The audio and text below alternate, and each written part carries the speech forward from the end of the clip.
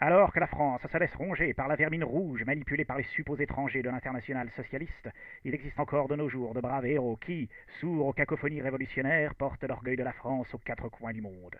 Des hommes courageux, patriotes, à la morale intègre, qui brandissent les couleurs de la République face à l'obscurantisme indigène et aux impérialismes décadents. Et voici l'un d'entre eux, le capitaine d'infanterie Alexandre Jean Armance Lézarski, digne héritier des ducs de Varsovie qui résistèrent des siècles durant aux envahisseurs moscovites. Au cœur des ténèbres de la terrifiante Afrique, dans un territoire coincé entre de farouches combattants mahométans et des tribus cannibales avachis par le vin de palme et la domination impérialiste belge, le capitaine Slezarski, imperturbable et déterminé, fait triompher la grandeur de la civilisation française. Au centre de son dispositif colonial, la forteresse, puissante, où sont prises les décisions les plus graves, d'où partent les ordres et d'où rayonnent les missions civilisatrices en tout genre.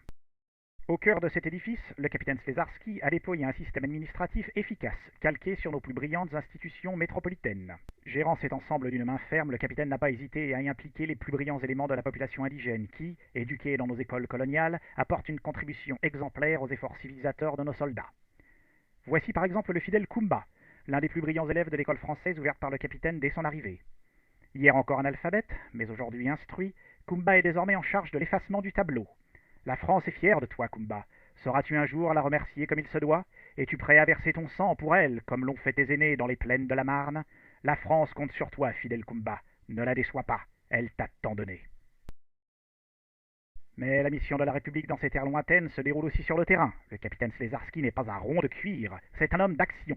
Le voici aux commandes de son autoblindé Panhard, dernier modèle, s'aventurant à travers la jungle épaisse à la rencontre des autochtones.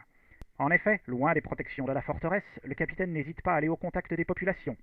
Il offre sa poitrine courageuse et nue, défiant les pièges de la jungle et la barbarie cannibale. Il est là pour apporter aide technique, savoir et civilisation à ces peuplades trop longtemps laissés pour compte par le grand bal des nations. Quel courage, capitaine! Le voici s'informant des progrès de la construction d'un pont reliant deux villages hier encore ennemis et qui ont aujourd'hui trouvé la paix et l'harmonie au sein de la République. Merci, capitaine.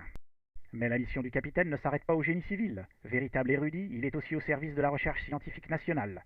Le voici maintenant effectuant des relevés anthropométriques sur des populations indigènes qui permettront à nos instituts de mieux catégoriser les races de notre planète et de faire ainsi inexorablement progresser la science républicaine.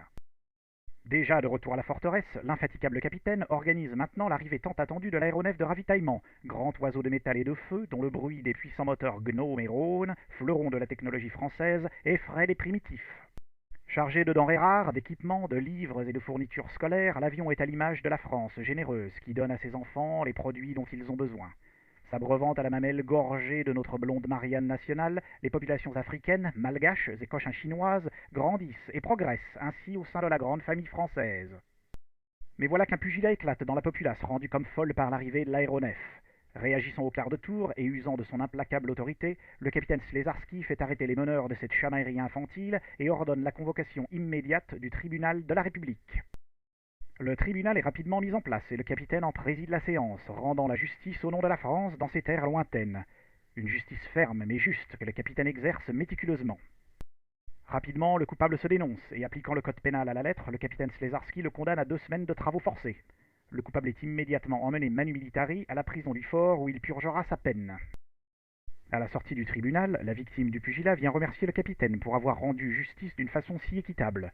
Suivant une coutume ancestrale, il lui offre alors en mariage la plus belle de ses filles, une jeune négresse callipige d'une 15aine d'années, qui dorénavant fera partie de la famille Slezarski et deviendra ainsi citoyenne française de 3e classe.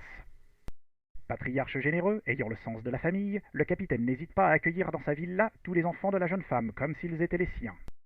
Moderne également, il intègre sa nouvelle épouse au sein de l'équipe administrative du fort, en lui confiant un poste d'assistant au fidèle Kumba, en charge de l'effacement du tableau. Voilà donc des journées bien remplies, et après toutes ces aventures, le Boula Matari, le casseur de pierres comme l'appellent les indigènes, a bien droit à quelques instants de repos. Rejoint par le pilote de l'avion autour d'une bonne potée auvergnate et d'une bouteille de Bordeaux, le capitaine se met au courant des dernières nouvelles de la métropole. Des nouvelles qui, n'en doutons pas, doivent bien décevoir le bon capitaine, lui qui, jour après jour, se bat pour la France. Comment pourra-t-il accepter la dérive révolutionnaire de ses compatriotes? Non, capitaine Slezarski, ne sois pas déçu. La France se souvient que tu es là-bas, fier, vaillant, rigoureux face au désordre.